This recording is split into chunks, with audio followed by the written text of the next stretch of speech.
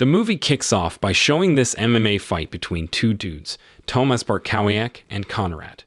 In the first half, Tomasz totally rules the fight and keeps pushing Konrad into corners. But then something sneaky happens during the break. Somebody swaps Tomasz's drink while it's sitting on the side of the fighting area. Tomasz doesn't notice and just drinks it up. When the second half starts, suddenly Tomasz starts feeling all sick and out of it. Konrad takes advantage of this and knocks Tomasz down a bunch of times, taking control of the whole fight. Even though Tomasz's coach tells the guy in charge to stop the fight, they don't listen. So, in the end, Tomasz loses the match. Fast forward 6 months, and now Tomasz is working as a security guard at his family's bar. His big brother Victor is the one running the place. One night, things get interesting when a cocky and loud rapper named Steppy D shows up. Tomasz tries to get him to chill out because he's bothering the other folks in the bar, but Steppy isn't having it. Instead, he tells his bodyguard to go after Tomasz and the other security guards. Now, Tomasz used to be an MMA fighter, so dealing with Steppy's tall bodyguard isn't a big deal. He and the other security folks handle the situation and toss Steppy D and his bodyguard out. Outside, a bunch of people are waiting to take pics of Steppy D, who's this famous rapper. The next day, Victor came over to Tomasz's place and talked about how he thought Tomasz should go back to being an MMA fighter. But Tomasz wasn't into the idea. Victor shared that their coach, who's now a mess because he hit rock bottom when Tomasz quit, was struggling with alcohol. Before leaving, Victor gave Tomasz his boxing gloves, hoping he'd reconsider. They hugged and Victor drove off. A few hours later, Tomasz got a call from his mom saying Victor had a bad accident and didn't make it. Tomasz rushed to the scene and saw Victor's car was all smashed up. After Victor's passing, Tomasz ran into his old flame, Dominika, and asked about her dad. Her dad, Paul Sezoniak, used to be Tomasz's coach but turned to drinking after going broke. Tomasz found Paul at a bar, told him about Victor's death, and invited him to the funeral, hoping he'd be sober out of respect. To cut a long story short, the day of the funeral arrived. Tomasz stood up in front of their family and everyone who came, sharing all the great stuff about his brother's life. He talked about how much he loved him and how lost he felt without him. Dominika and Paul were there too, but they didn't greet each other. Dominika was mad at her dad for becoming a drunk and ditching his family. A couple of days later, Tomasz went to the old boxing training spot to talk to Paul. Paul was upset with Tomasz, calling him a chicken for quitting the fighting scene after losing to Konrad. He mentioned how he lost a ton of money betting on Tomasz's win. Tomasz tried to apologize, but also pointed out that Paul was taking a big risk by gambling on unpredictable fights. This made Paul angry, and he challenged Tomasz to a fight. Tomasz easily beat him because Paul was drunk. Next, the scene shifts to Tomasz hanging out with his mom. Tomasz was looking at the finances for their family's bar. His mom asked him to take over and run the bar, stepping into his late brother's shoes. But Tomasz wasn't up for it. He said he wanted to sell the bar instead. His mom was a bit disappointed, but she respected his decision. Meanwhile, Dominika was in a meeting with her boss's clients. They were trying to get investors on board to build a fancy new area in the city. Dominika pointed out that it wouldn't be easy because the residents there wouldn't just give up their land. Little did she know, her boss had hired thugs led by Konrad, the guy who beat Tomasz, to intimidate the residents into selling. Konrad and his crew were using violence to make people sell their land for cheap. Back to Tomasz, he was training at home when he got a call from a potential buyer. They offered him $2 million for the bar. Excited by the tempting offer, Tomasz hurried to meet the buyer. On his way, Tomasz lent a hand to an elderly man, helping him load stuff into his car. He asked the man kindly where they were headed and why his head was hurting. But the man's wife told Tomasz to leave and not meddle in their affairs.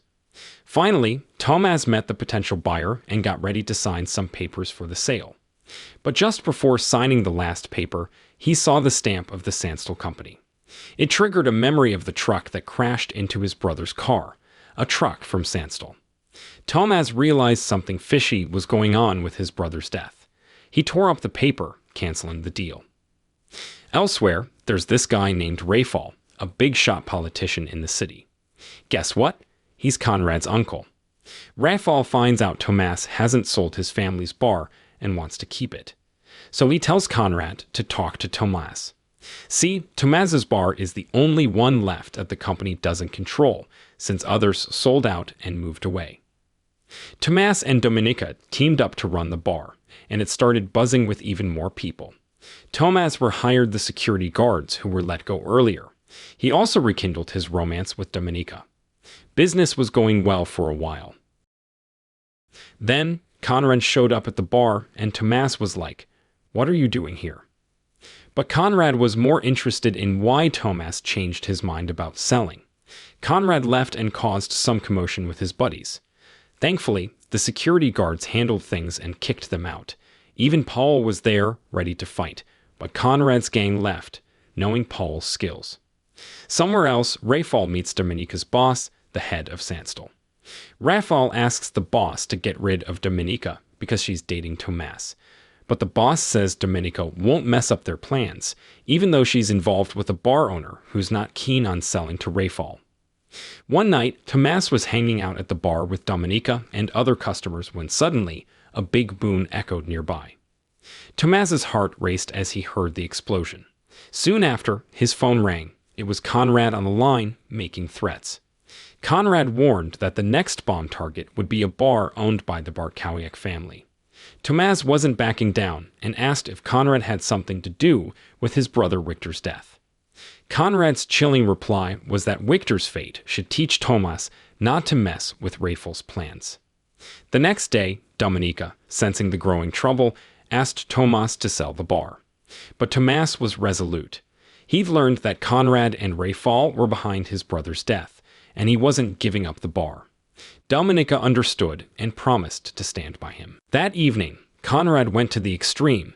He kidnapped the bar's guards and showed Tomas a gruesome picture. What's worse, he ordered his buddies to wreak havoc at the bar while Tomas was away. Paul, who happened to be there, took on the thugs single-handedly. Being a former fighter, he handled them pretty well. Soon, Tomas and Dominika arrived at the bar to find Chaos and Paul lying weakly on the floor. He'd been stabbed and needed immediate hospital care. The police showed up to investigate, but instead of helping, they blamed Tomas and threatened to shut down the bar due to all the trouble. Tomas smelled a rat and figured Rayfall had bribed the police. The very next day, Rayfall ordered his nephew to snatch Dominika, hoping to use her as leverage to force Tomas into selling the bar. After the incident, Tomas had to shut down his bar. Things got even worse when he learned that the security guards were killed by Conrad. Dominika, his girlfriend, was concerned about him. She suggested that Tomas should go home and rest while she cleaned up the bar. While Dominika was working alone, Conrad suddenly showed up and kidnapped her. Thankfully, Tomas returned in time and discovered what had happened. This triggered another fight between Tomas and Conrad, happening outside of the fighting ring. Conrad managed to get the upper hand, knocking Tomas out and trying to strangle him. He taunted Tomas, saying how Tomas's reaction was different from his brother's fearful screams when facing death. This made Tomas mad, and he rallied his strength, turning the tables on Conrad. Soon after, Rayfall called Conrad's phone, curious if he had succeeded in kidnapping Dominika. Tomas answered the call, telling Rayfall that he had taken care of Conrad. Then, Tomas and Dominika hatched a plan. They went to Dominika's boss's place to bait Rayfall, but it turned out that her boss was planning to escape with all the money. Before he could flee, Rayfall and his men surrounded the place. Tomas was subdued and Dominika was taken hostage. Rayfall then killed Dominika's boss because he intended to escape. As Dominika was taken away, Tomas was left feeling helpless. A guy named Blazage approached him, revealing that he was the one who had tampered with Tomas's drink during the fight with Conrad, causing him to lose. While Blazage was tormenting Tomas, Paul suddenly appeared and swiftly dealt with Blaze. Paul rescued Tomas and took him to his house. Tomas felt defeated and thought about giving up, suggesting that he should sell the bar to save Dominika. But Paul wouldn't hear of it. He encouraged Tomas not to quit and shared a plan to save Dominika without sacrificing the family's bar.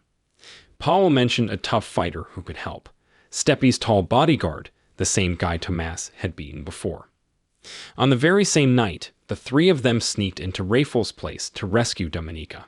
They took down the guards one by one without making a sound. Rafal figured out what was happening and grabbed his gun. He came face to face with Tomas. A brutal fight followed. Rafal had weapons, so he had the upper hand, but Tomas didn't give in. He fought hard until he managed to take down Rafal for good. They saved Dominika and made their getaway. A few days later, Tomas was spotted at Paul's training ground, which was now bustling with activity, not abandoned anymore. There were many people there, including kids and teens, practicing. Tomas made a decision. He would go back to being an MMA fighter, honoring his late brother's final wish. Paul challenged Tomas to a fight, but they ended up hugging. You see, Tomas had just proposed to Dominika to be his wife, and Paul was overjoyed by the news, giving his blessing for their marriage. The movie wraps up right there. The moral of the story is sneaky sips can turn the tides. Just like Tomas's swapped drink changed his fight, life's surprises can flip things around. So before you sip or let life's twists hit, stay alert and keep your spirits high.